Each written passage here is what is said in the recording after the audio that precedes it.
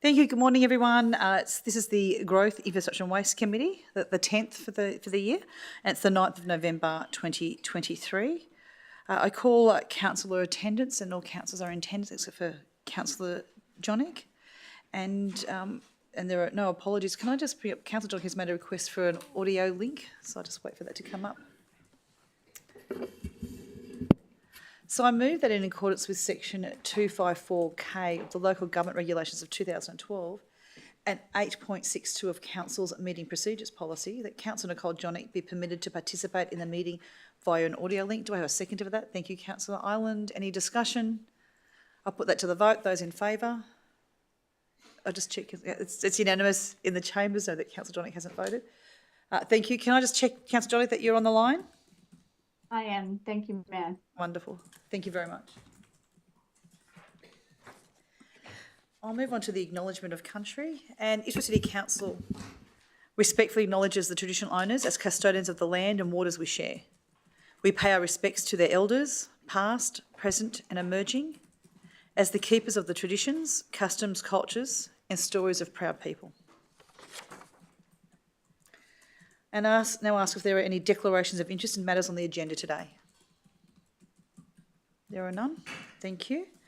We move first to business outstanding, and item 1 is the response to a notice of motion for hotel and short-term accommodation and non-residential action plan.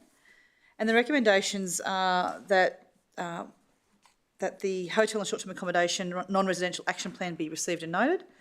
That B, that council proceed with developing an investment prospectus, and C, that council develop an infrastructure charges reduction or waiver policy for hotel development. Does anyone have any questions of the relevant council officer on this matter? Councillor Tully? And Councillor Fichtner? May I ask for the relevant council officer to come to the lectern, please?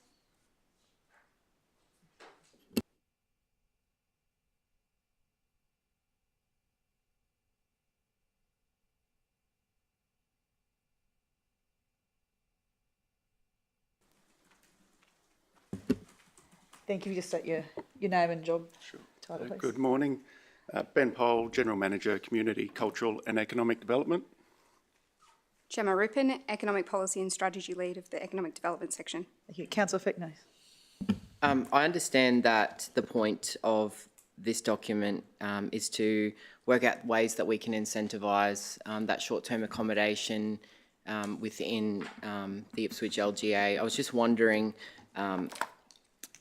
noting that we're looking to create this interest for large developments, potentially hotels, are these incentives exclusively for those looking to develop short-term accommodation, or if there is interest from a developer looking to introduce an exclusively residential product into the market, say within the CBD, to get that living, will those incentives apply to those developers as well?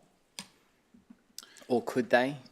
Yeah, thank you. I think probably, as you've stated, they could, and it would be a decision of council to then, through the planning and policy implementation, to include another categorisation. I will say that through the development of this action plan and the recommendations, we were more focused on the hotel type accommodation and that category of development, but there's no reason that it couldn't apply to other categories. Thank you. I was going to check because I think we already have an incentive in place. I'm looking at the General Manager of PRS in regards to, was it 50% waiver for accommodation in the CBD? Application fees. But not the entire suite that's proposed the entire here. suite. Yeah. Thank you. Yes, Councillor Tully. Yeah, thanks. I haven't got any sort of actual opposition to what's being proposed, but it's just the structure of the report, and I just need to trace when this first came up at the committee meeting, this committee meeting on the 13th of July. Councillors will recall that the original motion put forward had the words non-residential in it, and I'd proposed two variations. The second one was accepted by yourself, Mayor, and Councillor Fichtner, to take out the words non-residential. And in the minutes of that meeting, it's stated at the end that of the change that was made, it says to make it clear to people reading the minutes of that meeting, that refer to the council ordinary meeting minutes of the 27th of July 2023 for amendment. Now, for some reason which I don't understand, the reference to non-residential has come back into this report.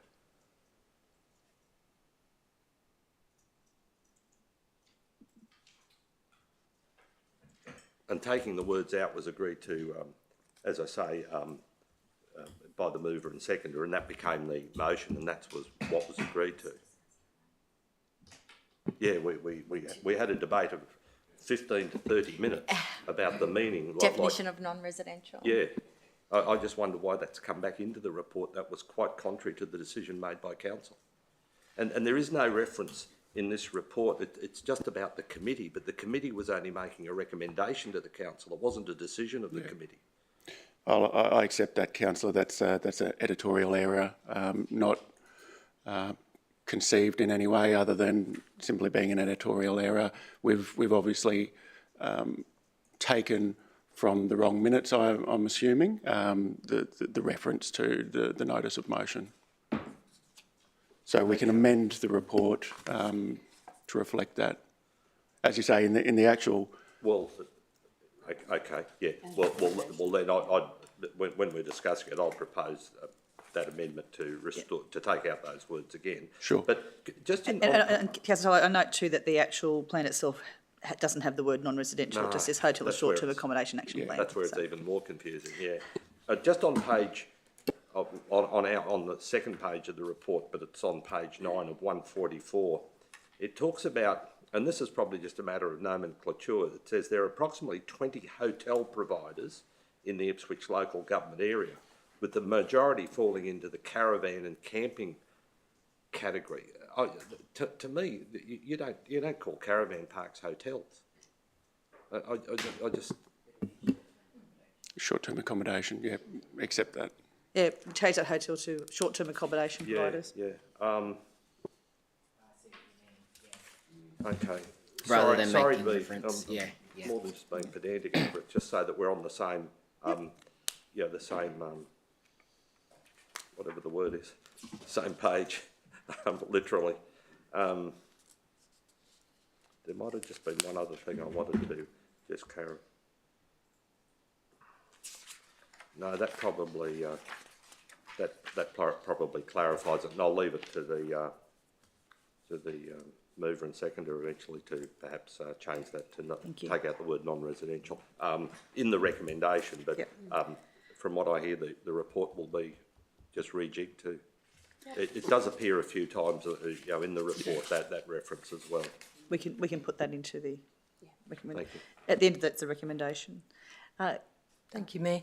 I'm just wondering if the report could also look at short-term licences around Willowbank on some of those big properties, just for event accommodation. For hotels, No, for camping or accommodation in units that they might have built on properties. I'm just so wondering what are if we you could put it proposing, in. Councillor Island? I guess I've had a query on it, so I'm just wondering if it could be included as a point of reference that we look at a licence of arrangement when CMC Rocks is on, that there could be a licence set up for people to camp on the properties, especially at the moment. It's been pointed out to me that because of the drought, cattle prices have dropped and they have to reduce their herds, and Councillor Madsen always talks to me about a show that he watches where people are driving through the outback and some of the farms have set up. Okay. No, I'm just wondering if we can work it into this accommodation. So it's a routine sort of story that pops up all the time on back roads on ABC where people who own agricultural properties, allowing them to have the ability to develop alternative revenue streams to smooth out the peaks and troughs of what can be a pretty volatile thing. So some people have started growing firewood, some people have started having, it's quite big in Victoria, a lot of farm stay accommodation and things like that. And it could complement So, Willowbank Raceway. I So guess the on question those being grounds, formulated here is, has that been a consideration in the development of this, to which the answer will probably be no. Yeah, may I just say that we got council officers here, so we ask questions, and I guess it's not, and that's something that we can discuss when we go into discussion. I'd say. Yeah, we've been focused on investment and development incentives as opposed to maybe established planning regime opportunities, but certainly considered as part of the same conversation, but this is more about development and investment incentives. Thank you. Yes, Councillor Doyle. Thank you, Chair. Mr Poll, further to what Councillor Ireland has proposed, given the report that's been provided, and it's just, you know, at this point, a high-level report on the investigations that Council's undertaken. We have an action plan. There's 5 points.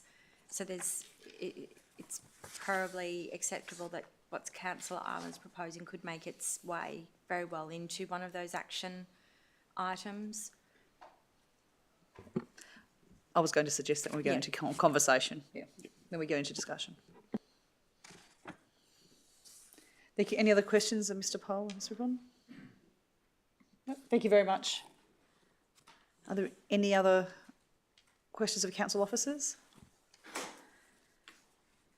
In that case, I'll, as the mover, I'll move that recommendation A, and just there'll be a slight change, to remove that word non-residential, that the hotel and short-term accommodation action plan be received and noted. B, that council proceed with developing an investment prospectus. And C, that council develop an infrastructure charges reduction or waiver policy for hotel development. And I seek your advice, CEO. Do I do a D to say remove all references to non-residential in the report, or is there another elegant way, or a simple way to do that? We will do that regardless, but no harm in including that. So recommendation D, to remove the word non-residential from the report. Would that cover off, Councillor Tully? Or?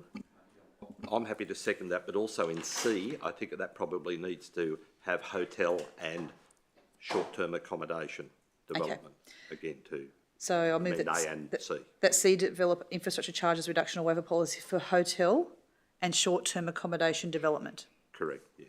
And if you're agreeable to that, I'll second that. Yep, I'll just wait for that to come up.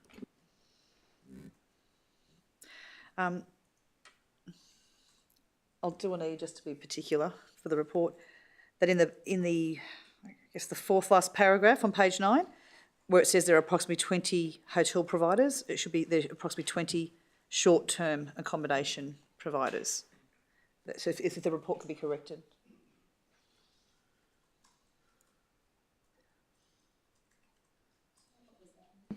Chair. To change 20 hotel providers to 20 short-term accommodation providers. Yes, Councillor. Thank you, Chair. I'm just wondering if we also need to do a further amendment then. I'm not sure if infrastructure charges is broad enough to capture permit fees, application fees. To my mind, that speaks to the larger infrastructure fees for a larger hotel. So we're looking at C, changing to that council and infrastructure charges and permit fee reduction, or waiver policy for hotel development and short-term accommodation development. Yeah, I think for hotel and short-term accommodation development. I think that might get us there. I'll just under C, accommodations, capital A. If we could just take away the capital A. Thank you. I'll just give everyone a chance to read that.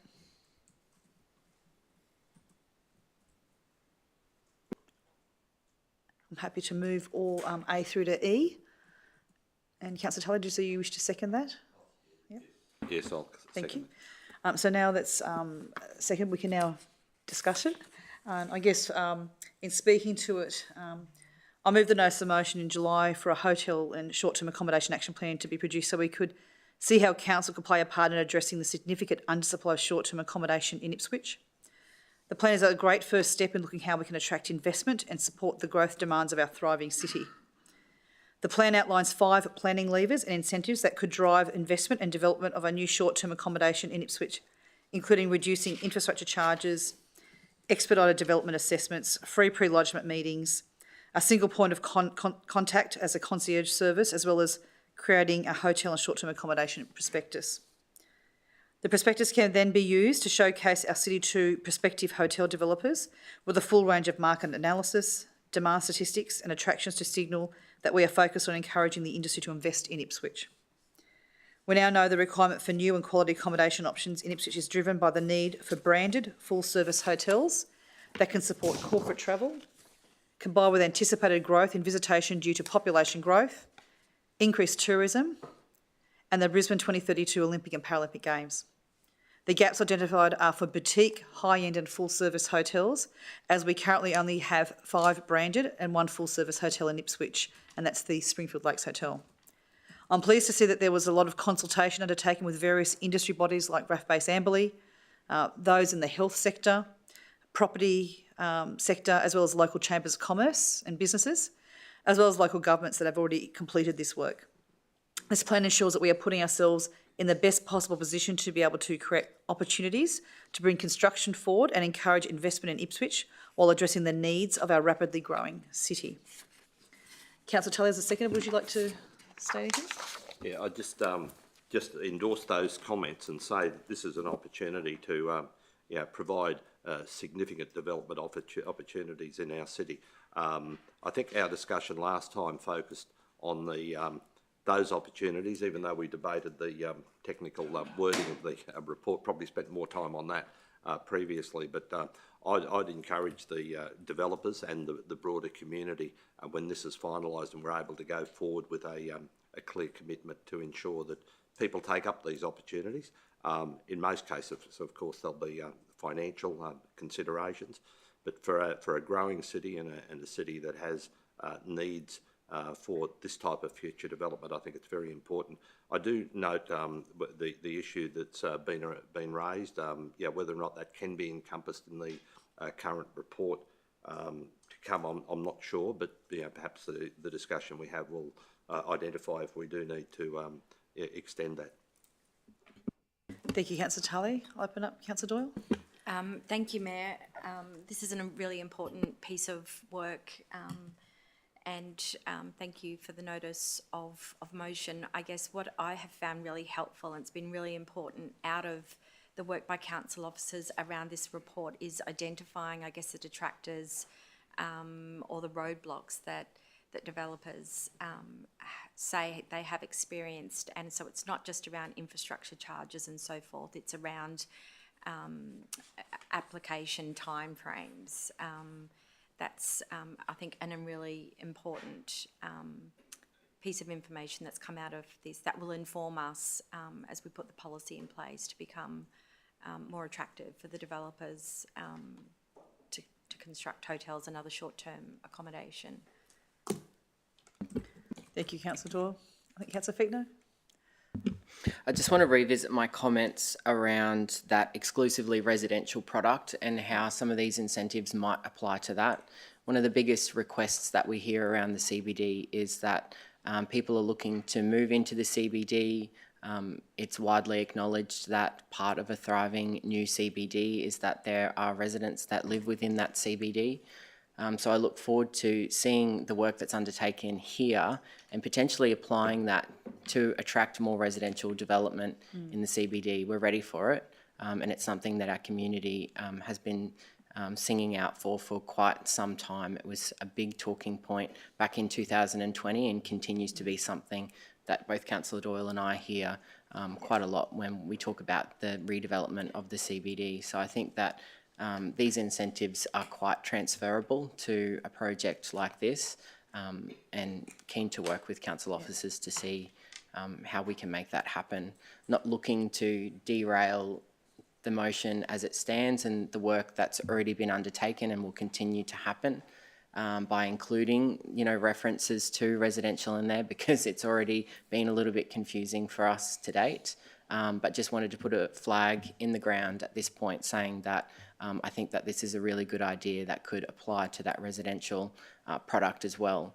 And, when we're looking to the 2032 Olympics and, hoteliers might want to set up shop for just a few years and then sell off into the residential market and, you know, have and depart ways with their initial investment to provide firstly the accommodation for the Olympics and then have a residential product in the end as well. I don't necessarily want to preclude that either. So some really interesting discussions.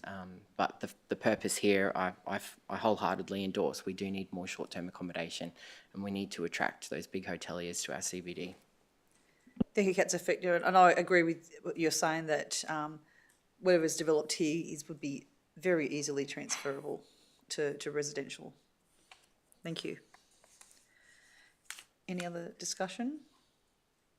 No, I'll put the matter to the vote. Those in favour, please raise your hand. It's unanimous in the chambers. Councillor Johnick, how do you vote? Affirmative. Thank you very much. And thank you to the team for that work. There was a lot of background work behind that, so thank you very much to the team for that. Item 2 is the response to notice of motion on the heritage trails and QR code options. The recommendations to us today are that A, that the report on heritage trails and QR code options be received and the contents noted, and B, that resourcing for the curation and expansion of digital heritage trails be considered as part of future budget preparations of the 2024-2025 budget. Now, Councillor Johnick, I think this is your notice of motion. Did you wish to move it? Yes, please. Yep. Do we have a seconder for that? Thank you, Councillor Doyle. Councillor Johnick, do you wish to speak to it? I was just actually wanting to ask a question. Oh, sorry, apologies. We'd like to speak to the council officer. Would that be Mr. Davey? Maybe directed to the CEO, perhaps. Okay. I'm just wondering why the original mover of the motion wasn't noted in its response. I just based on the previous response to the your notice of motion at the item that we just discussed, and then there seems to be inconsistencies. I'm just wondering if there is a system of administration for this, or... I was going to say, I have noticed this as well. I know there's been times when I've put a notice of motion up and my name has not been put to that, but I leave that to the CEO. Yeah, it is generally listed in the report that the officer puts forward, but it's not always consistent. So we're happy to look at a system to have that recorded in a more formal and consistent way. With this particular NOM, I think there's a bit of a history where you put it forward, Councillor Johnick. And it was amended, I think. It was amended, and when it was included on the agenda, I don't believe you're present. So this one has a bit of a history, but back to your point, happy to look at a process for correctly and clearly recording who the mover of the NOM is. And I think... Yeah, I think it was moved to a later meeting due to me not being present when it was originally placed on the agenda, and then it was moved and I moved it and then seconded by Councillor Doyle, who had amendments that were put through. So I'll propose a way to move forward because there is some history to it. And to be perfectly honest, that's part of the reason why I asked you if you wish to nominate, because I know that you did do the originating nomination. I thought I'd hand over to you to give credit for that. So if you'd like to speak to the motion now. Yeah, I just wanted to thank the team for, putting together the response, and it highlights how I guess simplistic the addition of the QR codes are, and the putting it to the Heritage Committee. And their input on it was hugely warranted. So just wanted to thank everyone that was involved in putting it together. Thank you. Councillor Doyle, as the seconder, would you like to speak to it? Thank you, Chair. Yes, thank you to Councillor Johnick bringing forward this original notice of motion. Certainly something that I support and really want to see in place in Ipswich. However, I want us to, get it right and develop the policy fully, attending the Heritage Council officer conference in Maryborough. They have a number of, an amazing program in place there, including the Walk of Fame, I guess, similar to what you see in Hollywood, however, with a heritage overlay to it, and it speaks to the many important individuals that have helped shape Maryborough to what it is from a heritage perspective. So, yes, it starts with the QR code, but it can be, it can take different forms. So, yeah, I would like to see it implemented and rolled out. Thank you. For myself, Ipswich, speaking to it myself, Ipswich is steeped in history. Ipswich residents and this council know the importance of our heritage buildings and places to our economy identity, and I think this council really led the way when it came to heritage back in the 1990s. This report looks at how we can use technologies to make interacting with our heritage sites easier for residents and visitors. We are already using QR codes to link existing heritage trails on the Picture Ipswich website, and these codes can be reproduced on a wide range of promotional material. As the chair of the Ipswich Heritage Network Group, this idea of expanding the QR codes was already in discussion with that Heritage Network Group when Councillor Donick brought this original motion to fourth base. So that's why there was already a fair bit of work done within council before this notice of motion came forward. So it's good to see the consultation across the board. I do note they've raised concerns with having QR codes being affixed to buildings, signage, plaques, posts at heritage sites. They advise it would not be good conservation practice, and that it's something that we can take on board with the overview of the council's approach to heritage that we've just put forward recently. So that did come to committee in September as we move forward in creating council's heritage plan in the future. So I think it's great that I think everyone's sort of in agreement with that we need to find other ways, and I'll be supporting this notice of motion. I'll open it for any other discussion. Thank you. Councillor John, do you have anything else you'd like to say before we go to the vote? No, just I guess Ipswich is steeped in history, as you previously mentioned, Mayor, and it's one of those elements that we can consult with the community on. And, you know, instead of external consultants, basically, we're getting the history from our locals, which is, you know, it's amazing. So thank you. Okay.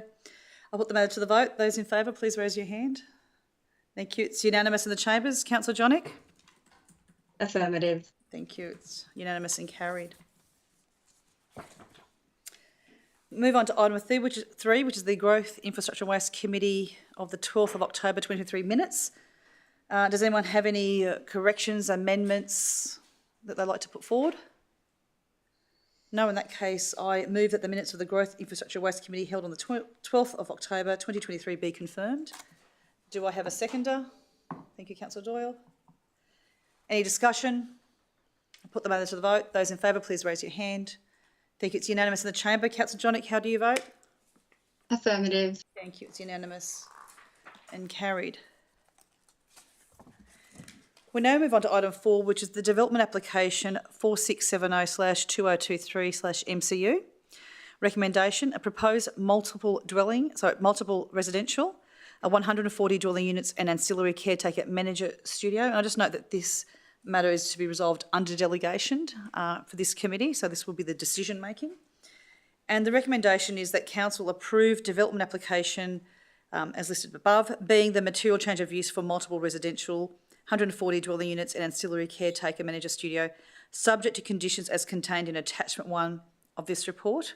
May I ask for the relevant council officer to come to the lectern, please?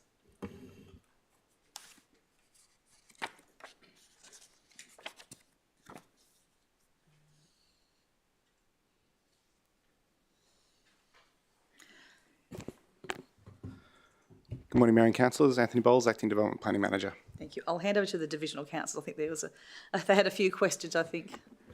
Thank you, Mayor. I was just wondering if there was a report from the Department of Environment that we also looked at when the residents kept raising the issues of the environment. Do we get a report from the government?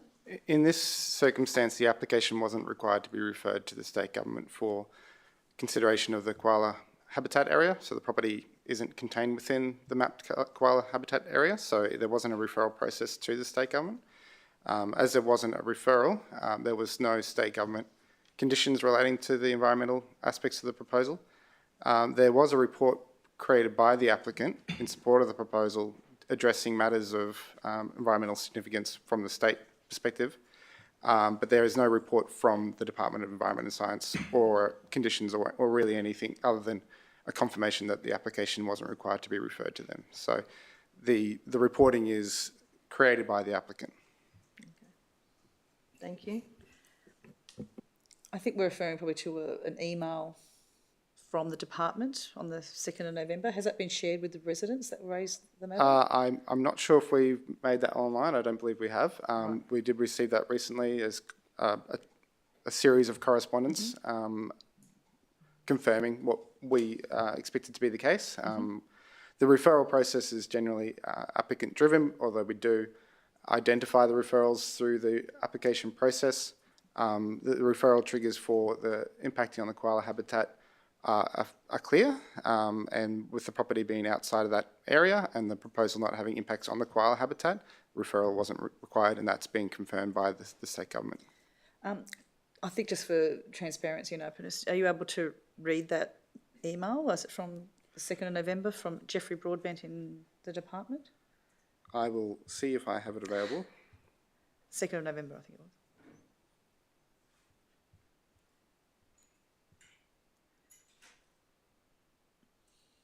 I think Mr. Davey is aware.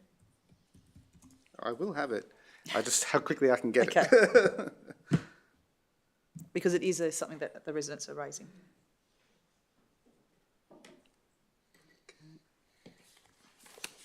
Mayor, can we get that circulated so that people know that the email that's being referred to, Outlook is quite cumbersome with the search function. Okay, I have found it. Would you like me to read the entire email? I think the response from the state government is what residents would like to know. Yep, sure. So the definition of interfering with koala habitat involves removing, cutting down, ring barking, pushing over, poisoning or destroying in any way, including by burning, flooding or draining native vegetation in a koala habitat area. From my review, this means that referral is required where there is purported flooding would have been one of the above mentioned impacts on vegetation in the KHA, not merely the act of causing flooding in the mapped KHA. So KHA is koala habitat Area. That's right. I understand from our phone conversation that Council's engineers have reviewed submitted technical reporting and are satisfied that the proposed development will not result in off-site flooding or draining that would have an impact on native vegetation in the koala habitat area. On that basis, it is advised that the referral to SARA under 10.10.3.3.1.1 of the Planning Regulation 2017 is not required.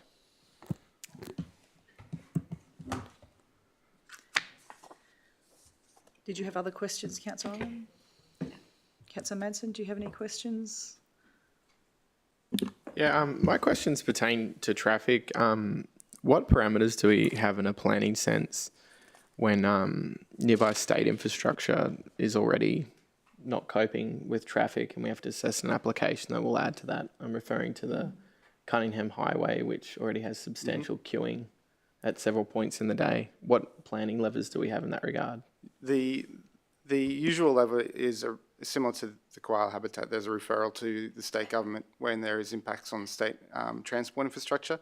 Normally that is a proximity-based referral trigger, so a distance. The distance of this piece of land or this proposal from those on-ramps isn't close enough to warrant or allow a referral to the state on those matters.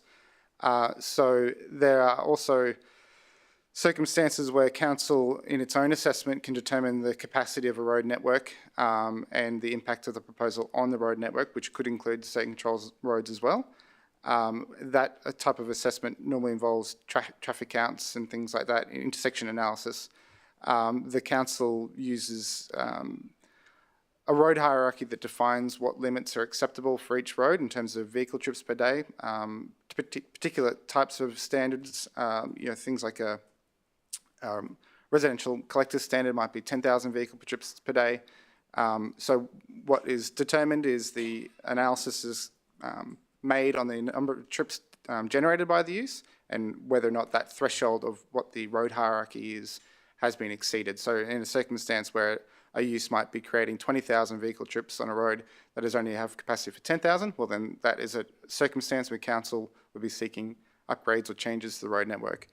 Doesn't necessarily allow council to have an impact or make changes to the state-controlled network. The main method of a development having an impact on the state-controlled network is through the referral process, which, as I said before, is a proximity-based trigger. So it does come up quite frequently. The referral to SARA for state-controlled road matters, it is a very common occurrence in the assessment process, but this proposal, the distance from those intersections and those road networks precludes it from having that referral. So to manage the impact on the traffic, we use the standard approach, which is traffic volume counts, intersection analysis, and comparing it with the road network, which there is some details of that in the report, which identify that the capacity in the network is there to support the development. Do you know the capacity of the network and how much additional traffic will be generated by this? There is a section that does answer some of that question. More specifically, the local road network being Astral Court. We've identified it as a collector street with a capacity up to 10,000 vehicles. The current capacity is around 3,900 vehicles. So there's a fairly significant amount of capacity in Astral Court. The Ash Street is a slightly higher standard. I don't think we have the actual statistics there. However, the report was created by a registered professional engineer of Queensland, RPEQ, and it was reviewed by our engineers and then also reviewed by the Independent Decision Review Panel members, and they've determined that there's sufficient capacity in the road network for the proposal. So capacity is 10,000. Currently, it's hitting about 3,900, which allows... It's a substantial. That's for Astral Court only. I don't have the specific details for Ash Street, for example, or Reece Street or anything like that. But the nearest piece of infrastructure, there is capacity available. Are you able to speak to percentage change in increased traffic within the wider network? I would probably need to go into the report to find that detail. 140 dwellings, just using generalised math, I suppose. On average is 2.5 or 2.73 people per dwelling. Most dwellings nowadays have between 1 and 2 cars. I know you can't have half a car, but there's an average. So we're talking potentially at a maximum, let's say 2 cars per unit, 140 units, 280 potential vehicles in that location. If all vehicles were moving all at once, that would be an additional 280 vehicles per trip. So 2 trips a day if they went out and went back in again, so to go for work, it would be a doubling of that amount. So we're not talking thousands, we're talking hundreds of vehicle trips essentially. And that's not taking into account things like active transport, non-vehicle trips and things like that. So the proposal, while it is relatively large, 140 dwellings is substantial, I suppose, given the surrounding context, it isn't creating thousands upon thousands of vehicle trips like a commercial use might, for example, because it doesn't have necessarily a continual flow of traffic coming in and out. We're mostly dealing with peak traffic times when people travel to work or travel to locations to get to work, potentially like park and ride scenarios. So I'm confident that there's capacity in the network, and my confidence comes from the review by our engineers and then the additional independent review. Yes, Councillor. Thank you, Mr Bowles. Just while we're talking about traffic, it's been widely discussed within the community in relation to this application that the area is heavily congested, the entry to the Winston Glade shopping centre there, which will now also be the entryway to this development, residential development, and the queuing of cars and the banking of traffic as cars are awaiting to enter the gated residential development. Can you just confirm how we have dealt with that, how we've conditioned that to adequately address that concern? There is a queuing area in the proposed access location. There's a possibility for vehicles to move aside if they are unable to access the site, say for example a visitor and needing to use an intercom to contact someone inside. The intercom is connected to all the residents, so in that scenario there might normally be a queue if there wasn't a separate queuing area. You might have a backup, but in terms of the potential impact, again, going back to the number of vehicles that may be accessing at peak times, we're not talking thousands upon thousands of cars that can queue in there, and it's not necessarily an inefficient system either. It is a process where you swipe a card and then you can drive through if you live in that place, and if you're a resident, you can move to the side while you're attended to via their intercoms. So again, similar to the wider network, the queue times are analysed by the time that it would take to start, stop, and for the system and the gate to work, and an appropriate length of queuing space is provided for by the proposal, and again that's been considered satisfactory by our engineers. There isn't a process where people are waiting there for 10 minutes to get in. They are residents for the most part, and they are able to access the property quickly. And visitors who may have be the cause of a queue are able to be put to the side to be attended to without creating a queuing issue. So the separation of the queue distance is the main method of addressing that issue. And my second question relates to the mapped koala habitat. So there isn't a mapped koala habitat on the subject site here. Where is the nearest mapped koala habitat to the site? Under the nearest koala habitat area under that particular legislation is directly adjoining in the council-owned linear parkland corridor. So it is right up against it. Yeah, and if you can bear with me, I've just got some commentary which will lead to a question. But so the issues, I guess, that have arisen through this application is not unlike what we've seen within Division 3, Councillor Fechner and I, for example, an Ebervale development. We have these very large parcels of land. They're privately owned. They have been sitting dormant or undeveloped for years.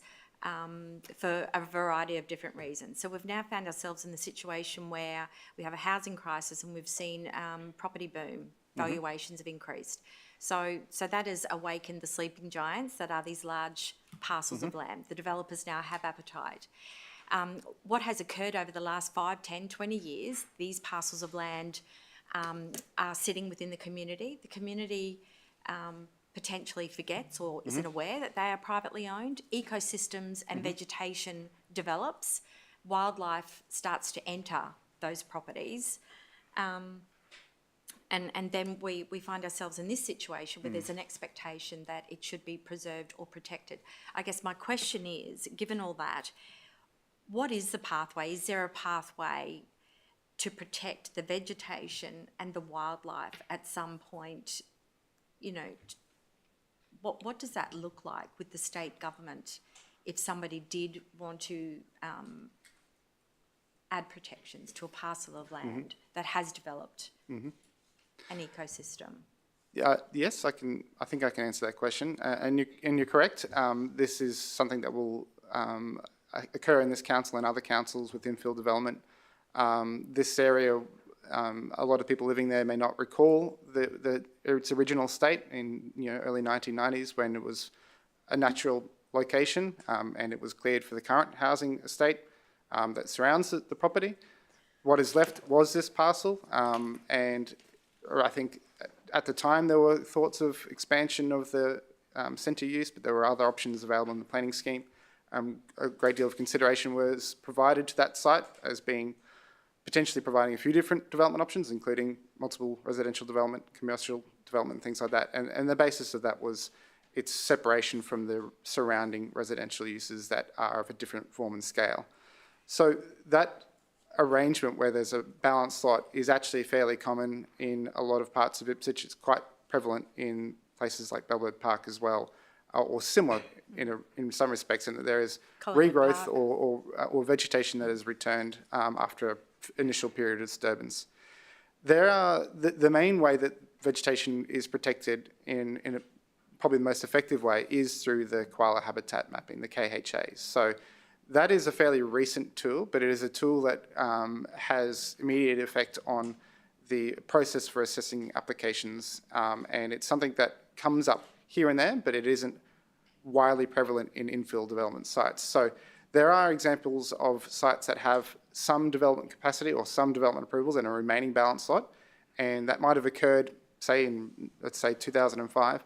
And since that time has elapsed, the mapping has identified the regrowth koala habitat area, and now that mapping has been applied. There are examples of that.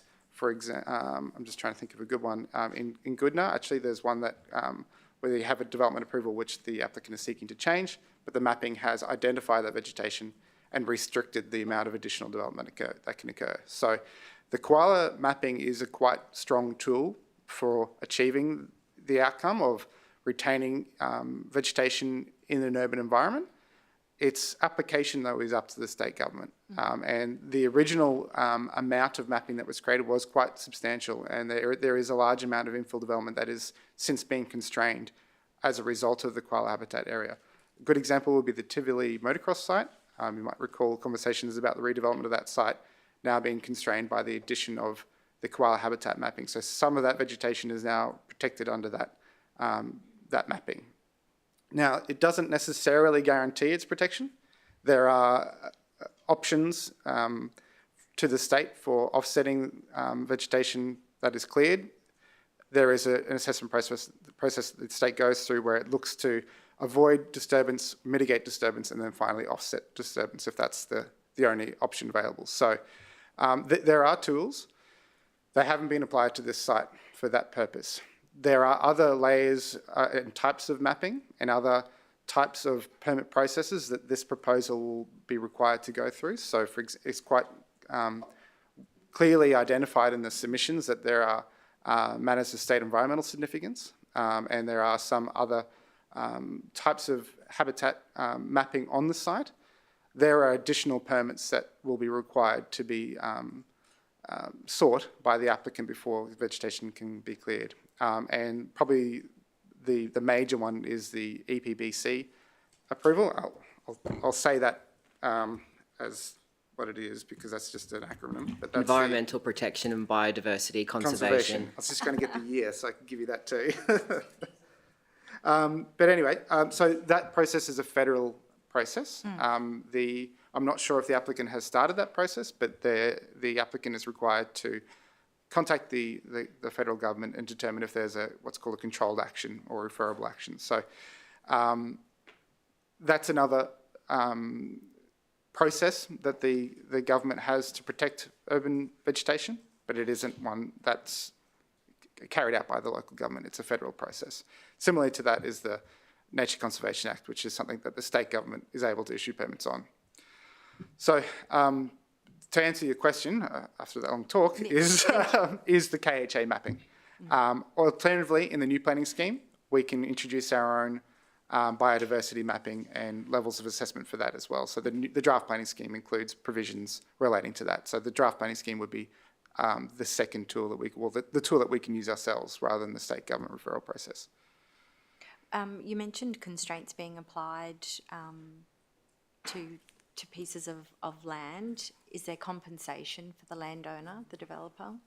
Not that I'm aware of, no.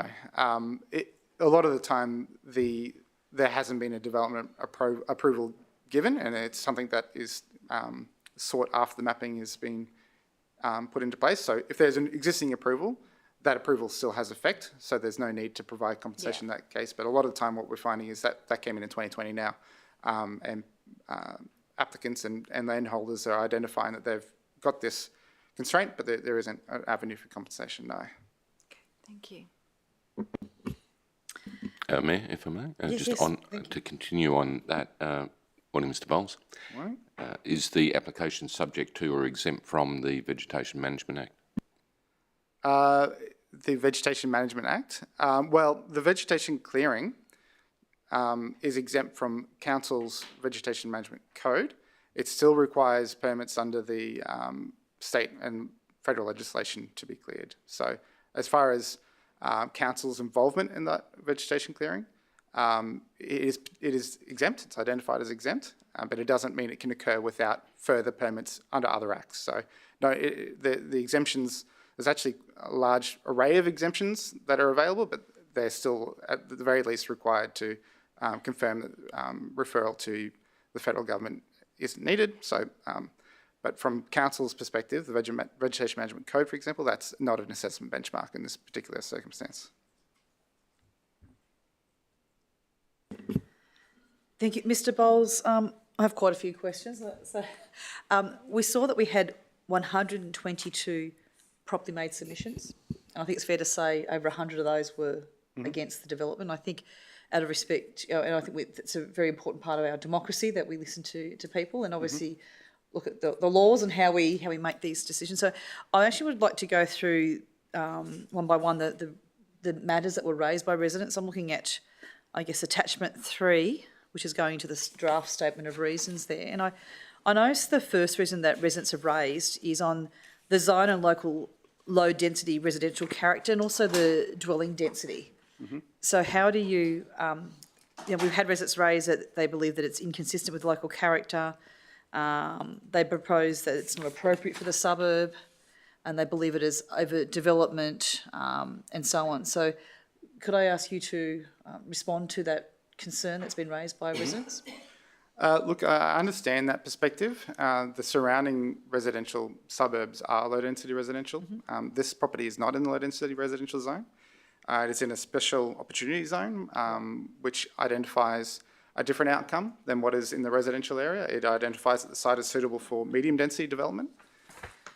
So that part of the planning scheme has been in place since 2004. It is largely replicated in the draft planning scheme, so it is part of council's policy that this site be suitable for medium-density residential uses. It is also separated from the surrounding properties or residential properties, which allows for a sufficient buffer for these sorts of uses or this type of density. Is that with the council parkland? That's correct, yes, and the other commercial uses. And it's also supported by centre uses nearby with the Whistling Shopping Centre. So in terms of suitability for medium-density development, it meets the traditional checks, I suppose you would take when you were evaluating a piece of land for its suitability. And it's also consistent with what the planning scheme and the draft planning scheme says. So you're saying that since 2004 it's been zoned as a special opportunity zone. What does that what does that mean? What else could be there? What does it say under the planning scheme? There are a few options. The main alternative would be an expansion of the existing commercial uses that are adjoining the site. So that would probably may have been the original intent or may have been the initial idea. However, other options were provided in the planning scheme to allow for this use. Okay. The other matter that residents have raised, there's a lot of concern about flood impacts, and the residents are saying that they believe that it's a flood risk proposed to the dwellings in the northern part of the site there. They have put forward that they see that there's an existing flood hazard in the vicinity of the site with residential backyards experiencing flooding. They've also said that waters are already not draining from the creek during rain events, and they believe this will exacerbate that. And that the site presently allows significant water runoff to escape locally, reducing the drainage issues. And they're also concerned about an increase in sediment build-up. Can I ask you to address those concerns, please? There are a few of those concerns which are matters for the council to resolve with respect to the sediment build-up in the council-owned land. And they are, matters that are being investigated. The proposal under the current mapping and the draft planning scheme mapping does not identify it as being affected by a significant flood risk. Certainly when being on the site during a rain event, there will be the presence of water on the site and overflow towards a creek. The proposal will capture and detain that water or that runoff to the point where it is not creating a nuisance from the site. And due to those factors or the presence of infrastructure that retains the water, it's not expected that the proposal will have an impact on the flooding in the area. And the way that I'm confident in saying that is that the proposal has been reviewed by engineers. There were a period of a series of exchanges between the council engineers and the development engineers to achieve this outcome. It wasn't proposed initially in a way that met that requirement. There were some changes that needed to be made to ensure that there wasn't an impact, particularly on the koala habitat. Once that information was provided and the proposal was changed to address that issue, our engineers were satisfied that those impacts will be dealt with. And there was a further review during the independent decision review process by an expert in that field. So I'm satisfied that has been managed. This next one is, I think, nearly every resident probably raised, is that, and Councillor Mads has touched on it, the traffic transport impacts. Residents are saying that the proposed development will contribute towards existing traffic issues along the local traffic network. The increased population will introduce more traffic to the area, resulting in congestion, delays and accidents. There's serious concern, we know, for many years from residents about the road network, including Ash Street, Reef Street, Ripley Road and Cunningham Highway exits. There's concerns about increased pressure on roundabouts, roads and intersections. In particular, residents raised that the Ash Street roundabout, in their view, does not have the capacity for increased usage. They're concerned about road maintenance. There'll be increased potholes and damage and so on. There's a view that there's limited public transport options. There is a bus service, but there's nowhere near a train service. There's also concerns from residents about the safety of pedestrians and how they actually cross Ash Street as well, with school children and elderly people. And residents have stated that they believe that there's a lack of comprehensive traffic monitoring data, that what council's looking at is inaccurate. And I guess the other thing is the single access point for the development. There's one road in, out for the development, and there's concern about congestion with the shopping centre. There's concern about the waste collection and trucks manoeuvring around in the area. And they believe there's insufficient on-site parking. So they're the issues that the residents have raised. How would you address those? Well, I suppose a lot of what I spoke about earlier addresses the questions relating to the capacity of the network. So the capacity of the network has been identified as being available. It hasn't been exceeded. The road network has not reached its limit. There will be a perception in the community about what is the appropriate level of traffic in a road network. That will vary from what an engineer will say and what I would say. Urban environments have differing levels of traffic. Certainly, most people would expect a residential street to be fairly quiet, but a major road is expected to carry volumes of traffic, and this proposal does not exceed those volumes. And the monitoring that was carried out is consistent with the process or the inputs for that type of activity, and it's satisfied the assessment carried out by the engineers. So in terms of traffic capacity, I'm satisfied that this proposal will not have a severe impact on the network. There's no doubt that there will be an increase in vehicles on the road network. I think once it is created, the impact will be hard to discern from the existing road network and the current capacity. In terms of safety and manoeuvrability and things like that, the proposal is designed with council standards in mind. So the width of the road, the availability for footpaths, the manoeuvring areas for waste vehicles and those sorts of technical details are consistent with council's standards for this type of development. So with that in mind, I'm satisfied that those impacts will be managed appropriately. Again, they've been reviewed by an expert in the field that is independent to council and has concluded the same thing. There was a recommendation by the Independent Decision Review Panel that dealt with one of the matters we spoke about earlier, the queuing, and made suggestions about separation of those aspects of the proposal to allow for a smoother interface with the existing road network. So we made those changes upon that recommendation, and I think it addresses that concern as well. So as I said, with respect to capacity and the design of the proposal, it's consistent with council's policies on these matters, and is also consistent with the advice provided by an independent review. Okay, thank you, Mr. Wells. I have a few questions on ecology, but probably the first one I'll ask. Residents have been quite firm that they believe the site contains matters of state environmental significance, or MSES, which is a legal term, a planning term. Could you address that, please? Yes. So there is mapping over the site. Yeah. The KHA may not be on it, but the MSES mapping, or the mapping that identifies those. Probably that you not use acronyms. So sorry. Use the KHA. The koala habitat area. Yes. So there is. There has been identified habitat vegetation on the site, and people walking along the council path would at times identify habitat itself. Certainly, there would be habitat that has existed in this area prior to the subdivision of the houses, as I mentioned, 30 odd years ago, and that has been essentially compressed into that corridor which adjoins this property, which is why you would see that sort of habitat there. In addressing that, I'll call back to the comments I made about the other permits required. So we have actually made a condition on the proposal that is a bit more strict than we normally would. It would normally be an advice requirement. Where is it? Let me just get it up. Condition 21, fauna management, requires the engagement of a spotter catcher, licensed by the Department of Environment and Science under the Nature Conservation Act to provide a species management program and engage a spotter catcher to supervise works during clearing. So that's a condition rather than an advice clause. So, so does that mean it's mandatory? Well, it's a requirement to achieve compliance with this development proposal, this proposed development proposal. So there is also an advice clause relating to the Environmental Protection and Biodiversity Conservation Act, which is advice 19, which is also next to the Nature Conservation Act advice number 18. So we have gone a bit above and beyond than we normally would for these state-controlled matters and federally controlled matters.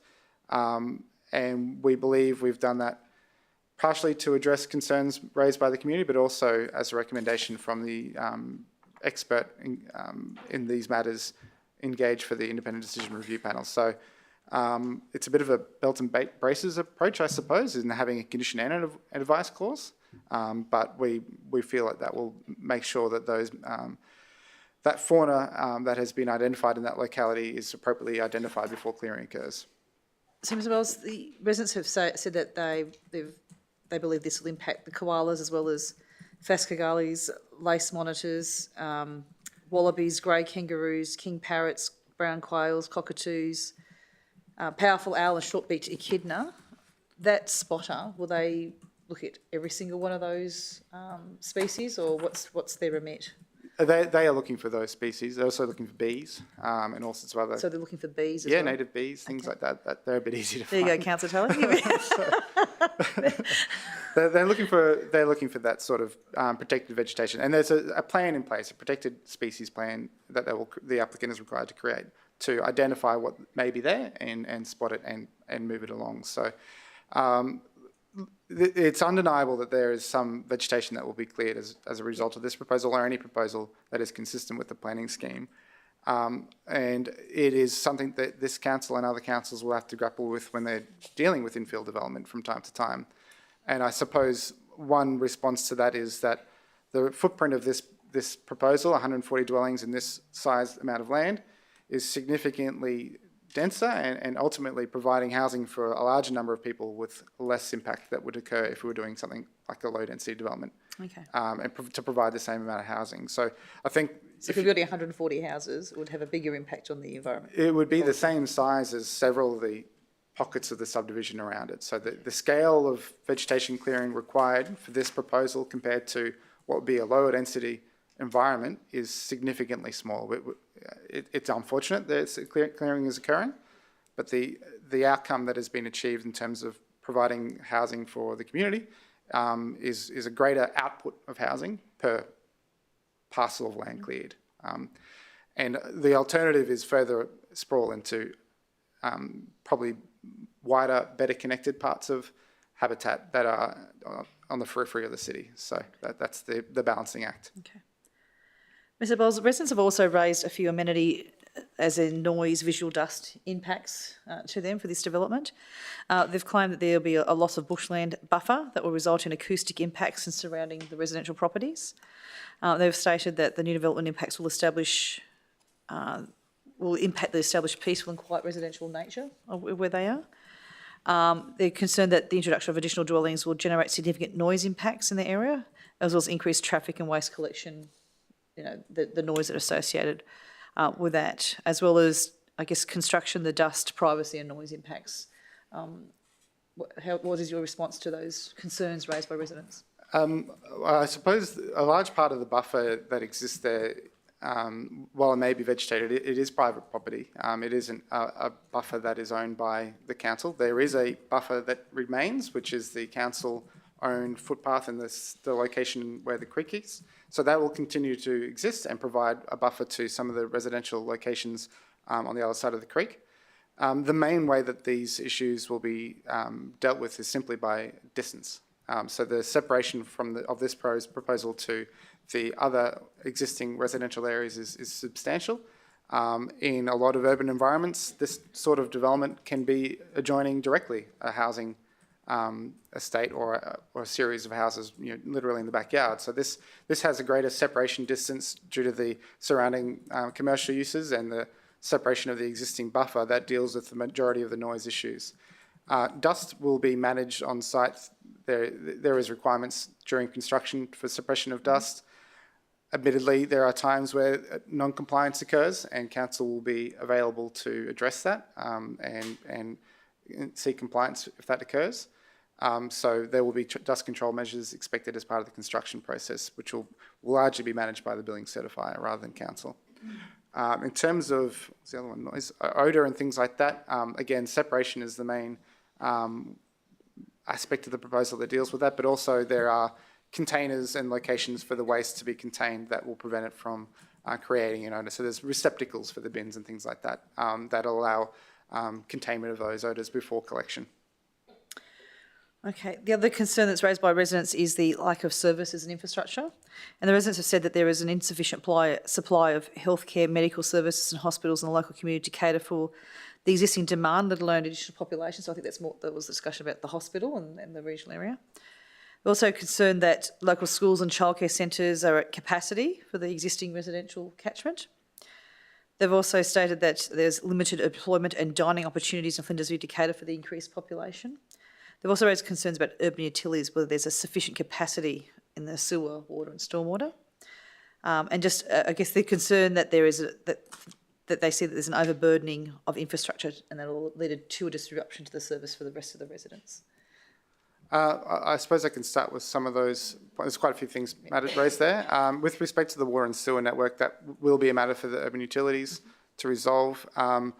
Given the site had been anticipated for development for some time and around the same time as the infrastructure was constructed for the surrounding residential areas, I expect there will be capacity for those networks, but it will be up to you to provide a water approval for those aspects of the proposal. With respect to shopping and access to services like healthcare, the centre adjoining the property has quite a few services available to the community. It is directly adjacent to a shopping centre. It is also not far from the Yamento Major Centre. The major centre, so the Ipswich, the Yamento shopping centre that is currently there is only really a small portion of the available centres zoned space for the town centre. It is one of council's few major centres that is identified in the regional plan, but also in the planning scheme, and has really only started its growth process. So there is adjoining properties that have been identified and applications have been lodged. In fact, we have appeals afoot on those matters.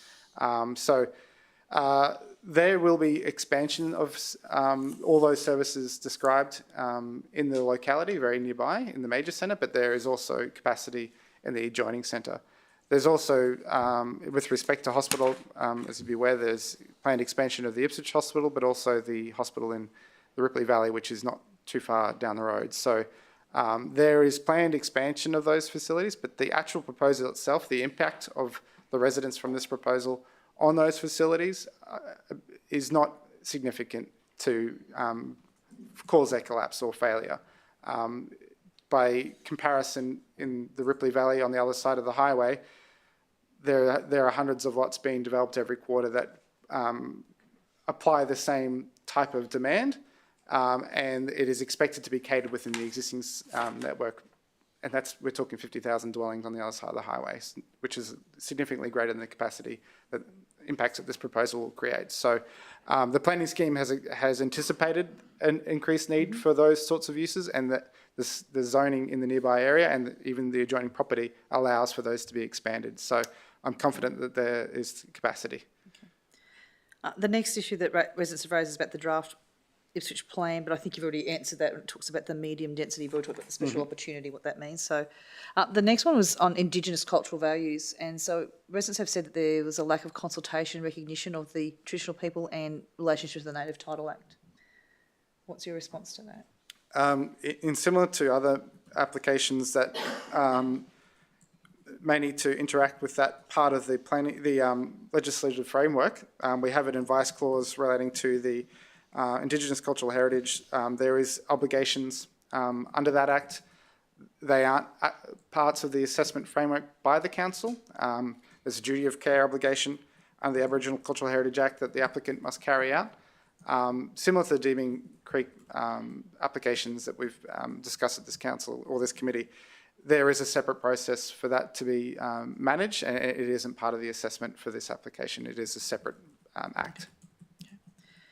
The other matter residents have raised is they believe that this would lead to a decrease in their property values by having a medium density residential near them. Truthfully, the property values isn't an aspect of the planning scheme that isn't an assessment benchmark. Anecdotally, other areas that have experienced this sort of development in their neighbourhoods haven't had the same issue. That has not been reported in places like Chermside or Nunda, for example, where there's a lot of infill development. In fact, declining property values are pretty rare in Australia at all, regardless of what it is that occurs nearby. Okay. And look, the last one is that residents raise is crime and public safety. There's concern with, I guess, increased people being there. And Flinders has traditionally had a very low property crime rate. There's a concern with more people, there'll be more crime and things like that. And what do you say to that concern? That is largely a matter for the police to manage. As far as an assessment benchmark, it is the closest we have that deals with that is crime prevention through environmental design, which is the design of the buildings to reduce the likelihood of crime. So things like entrapment spaces, lighting, appropriate fencing and things like that. So in terms of the likelihood of increasing crime, I suppose it's linear with an increase of population. There is a possibility of that occurring. The police are capable of managing crime in Ipswich, and I don't believe that this particular proposal will increase it to the point where the police will not be able to manage that. The increase in crime on a citywide or suburb scale isn't an assessment benchmark. It is a matter for another authority. Okay. And just another question, with the, what do you think, I guess I have to ask the question that if this application didn't get up today, what would normally happen after that? I would expect that we would be in the Planning Environment Court defending the decision that was made by the council. So depending on what type of decision, because that may be, if it wasn't an approval, it may be a refusal, or maybe it would depend on the grounds of the refusal and the extent of the appeal that would follow. So if the refusal is based on the expectation that there would be changes to the proposal, that might not be too difficult to manage. It would still cost the council money and it would cost the applicant money.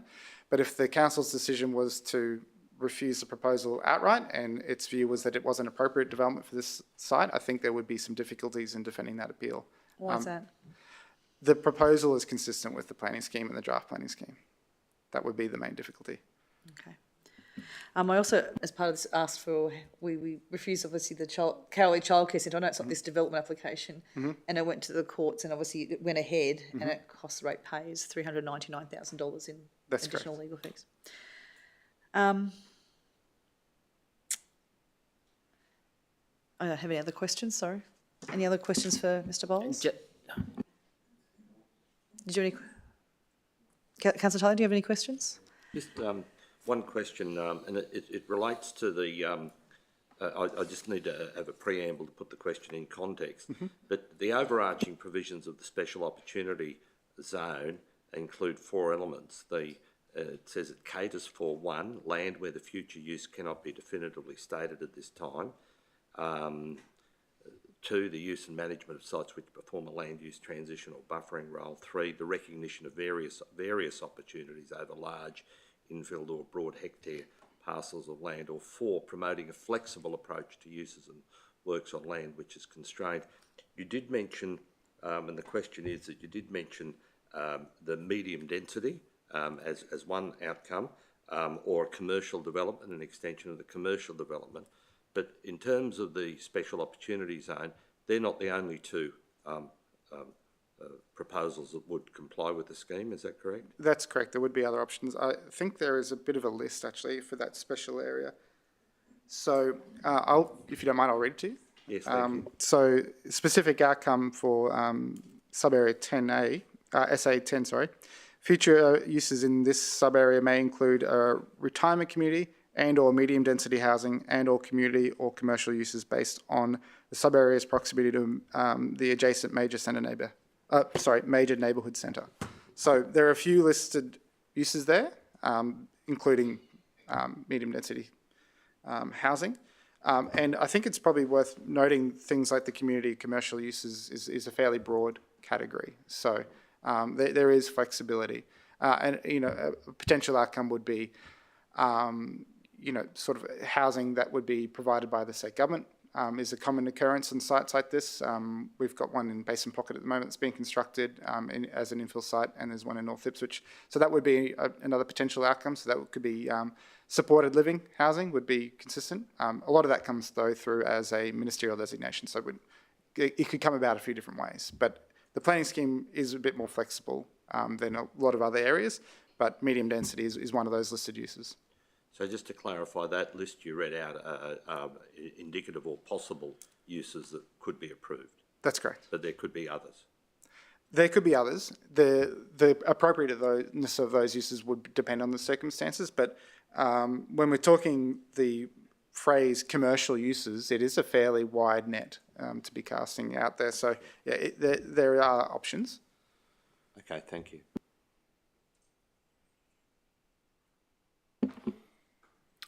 Question for Brett Davey, if I could.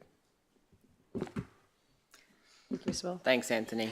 Thank you for all the questions. I do appreciate it. Thank you, no as well. problem. If there's no And further thank you to the questions, we'll do councillors to also... a tag team, or I'll stay up here, just in case you need help. Good morning, Brett Davey, General Manager, Planning and Regulatory Services. Just because traffic has been such a point of discussion this morning, and I accept Anthony's responses to us have been thorough and detailed, but are you able to speak more broadly about the impacts on the wider traffic network? I was trying to, I guess, better understand outside of Astral Court what is happening, what are some of those impacts? Do we have knowledge of what would happen there? Of course. So it's natural to expect that when development occurs, it occurs in a way that increases traffic and increases utilisation of shopping centres and parks and all those sorts of things. So with the planning scheme, we have an overarching plan called the Local Government Infrastructure Plan, and that sets out a range of assets and future assets that require either upgrade or construction to deal with development growth. So for individual developments, what we look at doing is ensuring that the traffic environment that they result in maintains safety and capacity, if at all possible to do both, but preferably safety. That deals largely with minor roads. With major roads, that will usually come with a contribution from major development or from a whole series of small developments. So those roads that are existing, for example, Ash Street is what's called a trunk road for council. I believe it's classified as a sub-arteria, which is one of our higher order roads, as you'd expect, given the volume of traffic on there. Those type of roads, Ripley Road through Raceview Street as well is Ripley Road through Raceview, this type of hierarchy. And so the capacity of that road is probably in the order of 20,000 vehicles a day. You'd probably have up to 10,000 vehicles per day per lane. So some of these roads get duplicated to 4-lane. But essentially the developers pay a contribution to us for road network upgrades, and that can be used across the city for capacity improvements and for network improvements. When we develop that, we also provide that data to Transport and Main Roads. So they have the data and the anticipated growth of roads so that they can then plan their network accordingly. And just on a procedural line of questioning, there are multiple avenues for council today, one of them being to alter the recommendation to refuse. What is, in the instance of council voting down the recommendation in front of us, if that is the ultimate outcome today, what is the pathway forward for this application that sits in front of us? So the pathway forward, if that's the outcome, the council will be required to provide justification for that decision. I believe the requirements of legislation are for that, a rationale to be provided to the planning minister for going against the officer's recommendation. That's one path. The other path that would run parallel is the applicant, as Mr Bowles has suggested, would consider their grounds for an appeal. In terms of the process in the Planning Environment Court, that would consider the officer's recommendation. It would consider the entire application anew, knowing the application, knowing the planning scheme and the site, the grounds with which to defend a refusal in the courts are very, very, well, I don't think they exist, to be frank and honest with you. And to sort of familiarise yourselves with the court process, in those cases, the court appoints experts to operate for the developer, the council and any other parties that join the appeal, essentially, and each party pays their costs in that process, and the experts are the ones that sit through and go to great length of assessing all of the material in the application. So you'd have planners, you'd have traffic consultants, you'd have engineers. If those consultants all get together and agree on an outcome, then that proceeds essentially to a trial which potentially runs with that outcome. If they don't agree, the trial would focus on that outcome. And, you know, again, based on my knowledge and understanding of this and the fact that we got the independent decision review panel to review it as well, I very much doubt that a court process would result in anything other than an approval. Could there be a perverse outcome in choosing that route where the developer might be able to have less conditions or make amendments themselves to take advantage of being there and having the application considered afresh? Look, potentially. It's not unheard of for the development outcome to be different as well. So there could be a change to the proposal which may not address some of the things that we've sought to address in the conditions as well. The other avenue to consider is whether or not there are costs grounds to pay the other party's costs in the event of an appeal process. And just the Mayor made mention of a figure. Are you able to confirm what the Carolee Childcare Centre decision cost us as a council?